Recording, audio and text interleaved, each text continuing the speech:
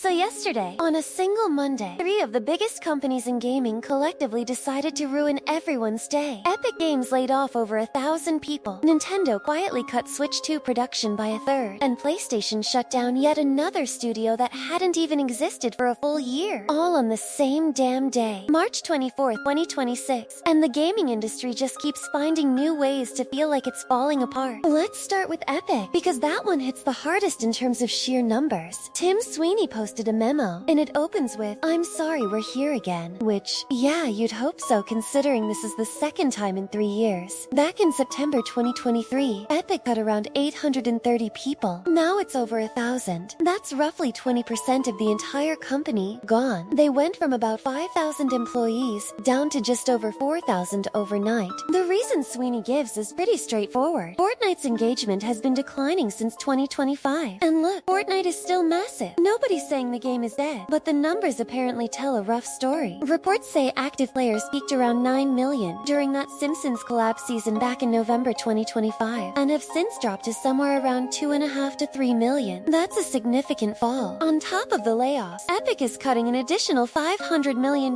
in costs through contracting, marketing, and just not filling open positions. Here's what really sucks though. 3 entire Fortnite game modes are getting axed. Ballistic, that Counter-Strike style mode, is shutting down April 16th. Festival Battle Stage, same date. And Rocket Racing is done by October. Those are entire teams of people who built something, and now both the people and the thing they built are just gone. At least the severance isn't terrible. 4 months of base pay minimum, 6 months of healthcare, and they're accelerating stock option vesting through January 2027. That's more than a lot of companies offer. I'll give them that. Oh, and Sweeney made sure to throw in that this has nothing to do with AI. His exact words were something like, "Since it's a thing now, I should note that the layoffs aren't related to AI." Which, okay, but the fact that he felt the need to say it unprompted is kind of telling about where the industry's head is at right now. Meanwhile, Nintendo is dealing with a very different kind of problem. Bloomberg reported yesterday that Nintendo is slashing Switch 2 production from 6 million units down to 4 million for this quarter. That's a 33% cut, and their stock dropped over 6% in Tokyo trading when the news hit. Now here's the thing, and this is important context. The Switch 2 is still technically the fastest selling console of all time. It moved 17.37 million units through the end of December, 3.5 million in its first 4 days alone when it launched back in June. Those are insane numbers. But the US holiday season was apparently about 35% below what the original Switch did during its first Christmas back in 2017. And part of that makes sense when you remember the Switch 2 costs $450 versus the original's $300. That's a big gap, especially when the economy isn't exactly thriving. Japan was actually fine. Sales there were up compared to the original Switch's first holiday. So this is mostly a Western market issue. Some analysts are already pointing at GTA 6 looming on the horizon as a factor, since that's going to dominate attention whenever it actually drops. Nintendo hasn't officially commented on the Bloomberg report, which tracks. They rarely do. And then there's PlayStation, which at this point I genuinely don't know what to say anymore. They shut down Dark Outlaw Games. This studio was founded barely a year ago by Jason Blundell, the guy who created the Zombies mode in Call of Duty. PlayStation set this up as an incubation studio to build a brand new IP. They were still in early stages, never shipped anything, and now it's dead, along with about 50 jobs. What makes this worse is that it's the second studio PlayStation opened with Blundell and then closed. His previous studio, Deviation Games, got shut down in 2024. PlayStation apparently thought enough of him to give him another shot, built a whole new team around him, and then pulled the plug after 12 months. That's not just a bad look, that's a pattern. And Bluepoint Games, God, Bluepoint, the studio behind the Shadow of the Colossus and Demon's Souls remakes, was officially shuttered in March after Sony announced the closure back in February. 70 people lost their jobs. Bloomberg reported that Bluepoint had even pitched a Bloodborne remake before the axe fell. Instead, Sony had them working on a God of War live service game that got cancelled in January 2025, and after that fell through, apparently there was just no path forward. PlayStation is also scaling back its mobile gaming division on top of everything else. I think the part that bothers me most about all of this isn't any single story. It's that this was one day, one regular Monday in March, and 1,000 people at Epic, 50 at PlayStation, production cuts at Nintendo, and that's just what we know about. The gaming industry made over $180 billion last year, and somehow the people who actually make the games keep getting treated like they're expendable. Something about this math isn't adding up, and I don't think it's the devs' fault that it doesn't. Anyway, that was a lot. Let me know in the comments which of these stories pissed you off the most, because I genuinely can't pick. I'll see you tomorrow.